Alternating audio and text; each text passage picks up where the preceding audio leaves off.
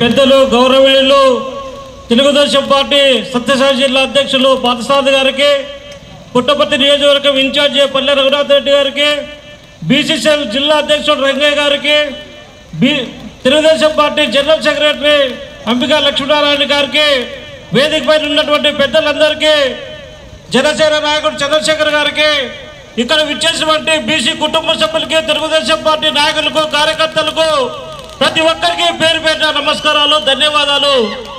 ఈరోజు రాష్ట్ర వ్యాప్తంగా జైహో బీసీ కార్యక్రమము నిర్వహించడం తెలుగుదేశం పార్టీ యొక్క ముఖ్య ఉద్దేశం పెట్టుకొని కార్యక్రమం నిర్వహిస్తున్నారు. ఎక్కడ చూసినా బీసీల పైన దాడులు, దౌర్జన్యాలు, కిరాతకంగా హత్యలు, హత్యాకాండలు జరుగుతున్నాయి. ఈ రాష్ట్రంలో బీసీలు తెలుగుదేశం పార్టీకి అండగా ఉండాలనే ద్వారా అన్ని విధాలు ఆదుకోవడం జరిగింది. ఆధునిక పనిముట్లు కేటాయించడం జరిగింది. తర్వాత ఆధునిక పనిముట్లు ఇవ్వడం జరిగింది. అన్ని బీసీ కులాలకు, రచకులకు, నాయ బ్రాహ్మణులకు, వాల్మీకులకు, కురవలకు అందరికీ ఆధునిక పనిముట్లు ఇచ్చి, ఆధునిక పనిముట్లు ఇచ్చి అన్ని విధాలు ఆదుకోవడం జరిగింది.